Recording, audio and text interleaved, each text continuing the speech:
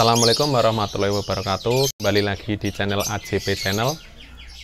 Di video kali ini saya akan membahas tentang bagaimana ternak cendet, cara penjodohan dan sampai panen anakan. Ini bukan video baru sebenarnya, ini ulasan video kemarin. Akan saya bahas lebih detail lagi ya teman-teman. Langsung saja kita ke videonya, ke tutorial cara beternak cendet.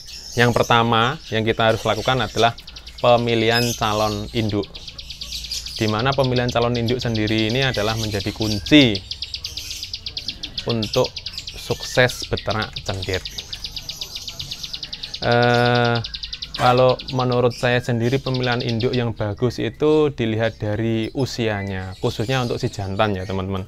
Untuk jantan sendiri kita pastikan usianya cukup mapan, di usia sekitar 1 tahun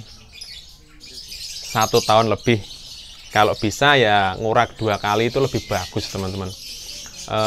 Untuk punya saya sendiri itu usianya sudah sekitar 5 tahun untuk si jantan.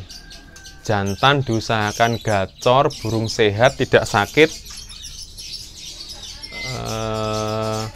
Kalau untuk si betina sendiri tidak ada patokan usia ya teman-teman. Untuk betina sendiri kita bisa memilih betina yang posturannya bagus, sehat, yang penting tidak sakit. Usia si betina sendiri bisa kita pakai itu, yang bisa kita ternak di usia pokoknya lepas trotol gitu sudah bisa teman-teman. Ya, kita langsung ke proses berikutnya adalah proses pembuatan kandang teman-teman. Untuk kandang sendiri kita buat itu tidak ada patokan ukurannya. Kalau ukurannya sendiri terserah jenengan, yang penting kandang itu nyaman teman-teman. Dalam arti nyaman itu yang pertama sirkulasi udara harus lancar. Terus yang kedua itu diusahakan tingkat kelembapan itu juga berpengaruh nanti untuk hasil penetasan telur cendet tersebut. Kalau punya saya sendiri itu tempatnya di teras teman-teman. Jadi untuk sumber udara sendiri itu sangat lancar di situ. Meskipun dia terletak di depan rumah dan di pinggir jalan, tapi dia tidak ngaruh untuk masa pengeraman dan masa kawin burung tersebut. Terus kita lanjut ke ciri-ciri jantan dan betina ya teman. Untuk versi saya sendiri, dimohon maaf ini untuk versi saya. Untuk jika teman-teman punya gambaran cendet jantan dan betina, tolong nanti ditambahkan di kolom komentar. Untuk ciri-ciri jantan sendiri menurut saya itu, kalau jantan kan gampang ya teman-teman, pasti sudah banyak yang tahu kalau cendet itu jantan atau betina. Yang pertama pasti dia kalau gacor itu mau tarung, terus mata itu lebih angker, postur lebih panjang, warna lebih cerah, ekor sendiri lebih panjang ketimbang si betina. Nah, yang menjadi pertanyaan itu yang agak sulit adalah cendet betina sendiri. Untuk cendet betina sendiri memang agak susah. Yang pertama, ciri yang umum kita ketahui tentang betina itu, untuk betina pasti di kelopak mata itu sedikit putih, atau kelopak matanya itu terlihat putih ya teman-teman. Untuk jantan sendiri nanti kelopak matanya itu pasti hitam. Terus untuk cendet betina, di bawah paruh itu kebanyakan dia berwarna putih, meskipun dia sudah berumur agak tua. Kalau jantan muda lepas trotol kan di bawah paruhnya juga putih, tapi nanti kalau dia sudah kejemur, berapa hari kejemur gitu pasti sudah terlihat hitam. Tapi kalau di cendet betina, dia tidak akan hilang, meskipun juga ada cendet betina yang bawah paruhnya itu hitam teman-teman. Terus ciri berikutnya itu, kalau menurut saya itu abu-abu di atas kepala. Itu kalau untuk jantan itu abu-abunya biasa, warnanya tidak terlalu mencolok. Tapi untuk betina, abu-abu di atas kepala sendiri itu sedikit agak-agak kebiruan teman-teman di situ. Pasti terlihat. Untuk postur badan sendiri pasti agak membulat, dan ekornya itu sedikit pendek, warnanya kusam teman-teman. Itu untuk ciri-ciri betina ya. Terus kita lanjut lagi ke pembahasan tentang ini pakan ya. Untuk pakan sendiri itu saya hanya pakai pur teman-teman, itu untuk harian. Nanti kalau pasca pembiraian si jantan atau si betina akan kawin, itu saya pasti menambahkan EF berupa jangkrik atau kroto atau ular kandang, itu lebih bagus. Untuk ketika dia meloloh anak, kita memberi dia itu full EF teman-teman. Kalau untuk wur sendiri nanti tidak akan dimakan, karena yang dilolohkan ke anakan itu pasti nanti serangganya. Itu menu utama kita wajib kasih jangkrik. Untuk menu tambahan ular Hongkong sama kroto, itu untuk menu tambahan. Oh ya, saya lupa. Ini kan videonya tentang perjodohan, saya belum menjelaskan tentang penjodohan teman-teman, saya lupa. Ini saya sisipkan di sini. Untuk penjodohan sendiri di sini kita lakukan di kandang besar kalau bisa ya teman-teman.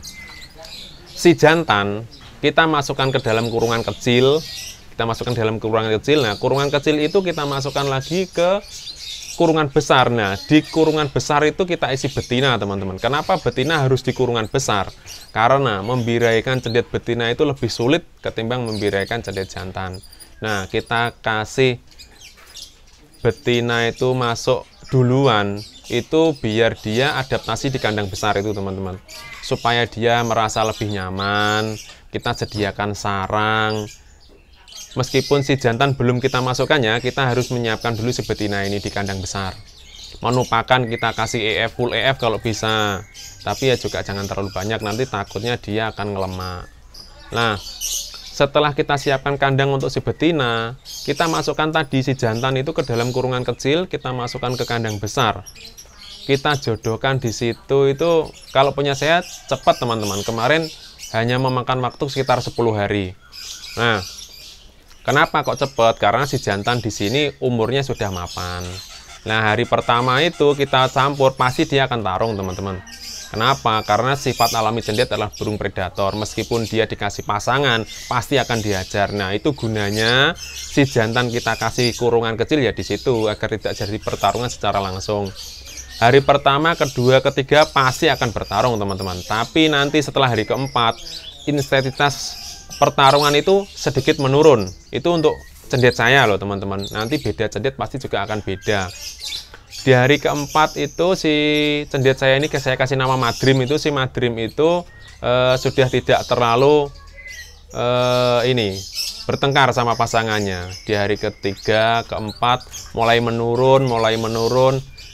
Di hari keenam itu dia sudah tidak bertarung lagi teman-teman. Dia hanya saling tatap gitu, hanya mengeluarkan birai di betina itu kan sedikit menggembungkan badan. Si jantan juga begitu teman-teman. Nah, itu selama sampai 8 hari kalau tidak salah, seperti itu. Terus di hari ke-9 sudah ada perubahan lagi. Si betina itu sudah mau mendekat ke jantan, dan jantan itu tidak ada respon untuk menyerang. Dia hanya mendekat saja dan mengeluarkan birai sedikit, mengembangkan badan itu sampai di hari ke-10 saya tidak sengaja itu melihat si jantan itu membawakan makanan ke si betina. Jadi seperti mau diloloh itu teman-teman. Nah, saya di situ sudah ada feeling mungkin cendet ini sudah berjodoh. Akhirnya saya beranikan diri untuk melepas si jantan di hari ke-10, dan ternyata benar. Ketika saya lepas itu burung sudah tidak bertarung lagi, dan dia kelihatannya sudah mau kawin di situ teman-teman, di hari ke-10 itu. Dan setelah saya lepas di hari ke-10, di hari-hari berikutnya si jantan itu langsung angkut sarang. Dan ternyata di sini itu yang dominan angkut sarang itu si bejantannya. Si betina itu sebagai penata sarang. Dia hanya menata sarang di atas teman-teman. Untuk dia sampai bertelur itu kalau tidak salah sekitar 20 hari dari hari pertama penjodohan itu, dia di hari ke-20 sudah mau bertelur, dan itu sebagai telur pertama dia. kalau tidak salah pertama dulu itu dia hanya bertelur 2 atau 3, saya lupa. Soalnya ini sudah menginjak ke produk yang ke-6, teman-teman. Nah, itu tadi ini apa tips penjodohan dengan cara saya sendiri ya teman-teman. Jika nanti teman-teman punya cara sendiri untuk penjodohan cerdas yang lebih bagus, ya monggo nanti ditambahkan ke kolom komentar, kita sharing bareng di situ. Nah, kita lanjut tadi setelah proses pakan, pemberian pakan untuk birahi dan proses meloloh anak, kita menuju ke proses panen. Cendet itu bisa dipanen usia 5 hari pun bisa kita panen ya teman-teman, tapi nanti terlalu beresiko karena apa? Dia masih terlalu kecil. Kita usahakan panen di usia sekitar 10 hari. Di situ dia sudah sedikit besar dan daya tubuhnya itu sedikit kuat teman-teman. Jadi tidak gampang sakit. Nah, untuk menu pakan anaknya sendiri nanti kita bisa beri pakan Wor SKM. Itu SKM kita kasih air hangat sedikit, kita campur dengan kroto dan ular kandang. Untuk pemberian ular Hongkong di sini saya hentikan teman-teman ketika dia sudah menginjak saya lolos sendiri. Karena apa? Nanti takutnya kalau kita memberi terlalu banyak itu efeknya juga tidak bagus untuk anak. Karena nanti anaknya bisa ini, matanya bisa bengkak ya teman-teman.